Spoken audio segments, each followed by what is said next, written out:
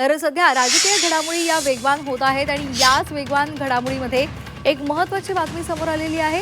दुबईमध्ये अडकलेले नागरिक मुंबईमध्ये परतलेले आहेत। तर एकनाथ शिंदेंनी सर्वांना मदत केलेली आहे, विमानांची सोय ते करतायत आणि याच पार्श्वभूमीवर शिंदेंनी महाराष्ट्रातील नागरिकांशी संवाद साधलेला आहे आणि त्यांना आधार दिलेला आहे।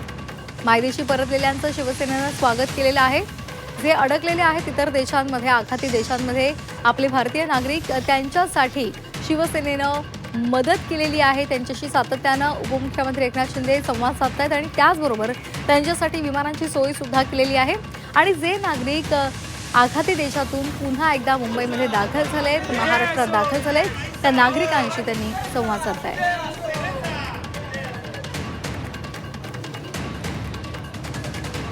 तर दुबईमधून जे अडकलेले नागरिक आहेत ते मायदेशी आल्यानंतर त्यांच्या चेहऱ्यावर एक आनंद आणि सुटकेचा निश्वास पाहायला मिळाला। गणपती बाप्पा मोरयाचा जयघोष करत त्यांनी विमानतळावरून तिथून ते बाहेर पडले।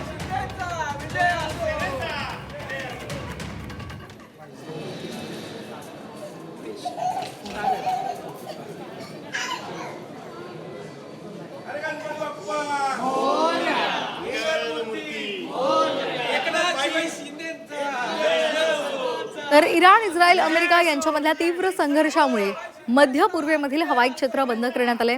त्यामुळे दुबईसह UAE अडकलेल्या महाराष्ट्रातील अनेक नागरिकांना मदत करण्यासाठी उपमुख्यमंत्री एकनाथ शिंदेंनी तातडीनं पावलं उचलली।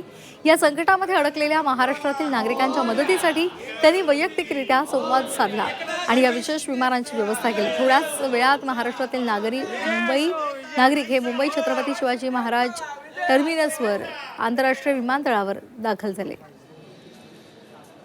फुजैरा विमानतळावरून जे आलेले भारतीय प्रवासी आहेत ते या ठिकाणी मुंबई एअरपोर्टवर दाखल झालेले आहेत। आपण जर माझ्या पाठीमागच्या साईडला बघत असाल तर मोठ्या प्रमाणात हे सगळे जे प्रवासी आहेत ते या ठिकाणी आल्याचं पाहायला मिळतं आहे। शिवसेना एकनाथ शिंदे यांच्याकडून विशेष विमानानं या सर्व जे लोक होते दुबईमध्ये जे अडकलेले होते त्या सर्व लोकांना जे आहे ते या ठिकाणी घेऊन आल्याचं पाहायला मिळतं आहे। आणि या सर्व लोकांचं स्वागत करण्यासाठी शिवसेनेचे जे नेते आहेत ते या ठिकाणी आल्याचं पाहायला मिळतं आहे। काय नक्की झालं होतं, कुठं अडकला होता? मी दुबईत अडकलो होतो। म्हणजे काय तिथं काय त्रास? तिथं असं काय भीतीच वातावरण नव्हतं, काय पण आजूबाजूला होते। आम्ही ज्या हॉटेलमध्ये राहत होतो तिथे व्यवस्थित हे होतं, तिथं काय नव्हतं ना? शिंदे साहेबांनी व्यवस्था केली आता तुम्हाला? आभारी आहे त्यांचे। उपमुख्यमंत्री शिंदे साहेब यांचा विजय असो। आम्हाला मुंबईमध्ये आणलं, आम्ही खूप खूप खुश आहोत। तुम्ही कुठे गेला होता? आम्ही दुबईला गेलो होतो बघायला। कशाला टूर मधून गेला होता? बघण्यासाठी गेलो होतो। चेकआउट पण केलं होतं एअरपोर्टला। आम्हाला सांगितलं तुम्ही जावा, मग त्यांनी आम्हाला तिथनं परत आम्ही दुसरं हॉटेल केलं, 2 दिवस राहिलं। फक्त एकनाथ शिंदे साहेबांना आम्ही मेसेज केला, एकनाथ शिंदे साहेबांनी आमच्या मित्राशी फोनवर संवाद साधला। संवाद साधून आत्तापर्यंत फ्लाईटची व्यवस्था केली, जेवणाची व्यवस्था केली।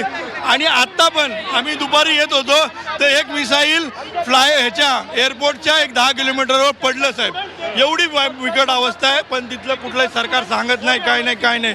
पण मी म्हणतो मायभूमी आणि एकनाथ शिंदे साहेब आमच्याला विठ्ठलच आहेत। व्हॉट्सअप कॉल आल्यानंतर म्हणले काही टेन्शन घ्यायचं नाही, मी तुमची महाराष्ट्रात आणण्याची व्यवस्था करू।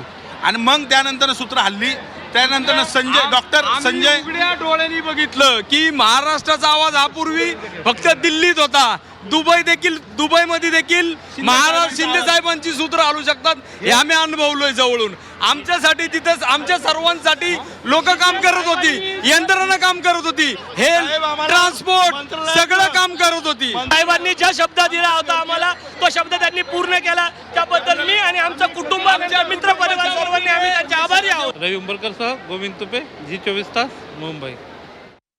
काश्मीर असो किंवा कन्याकुमारी किंवा दुबई, त्यांची सुरक्षा करायचं, त्यांना त्यांचं घरही पाठवायचं हेच एक लक्ष्य आहे। आणि शिवसेनाच्या DNA मध्ये हेच आहे की आपत्ती असो किंवा कोणता पण परेशानी तिथे आम्ही नक्कीच बघू की कसं त्यांना परत आणायचं.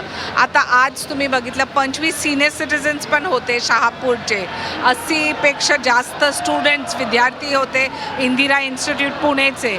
सगळ्यांना त्यांचं घरी पाठवलं.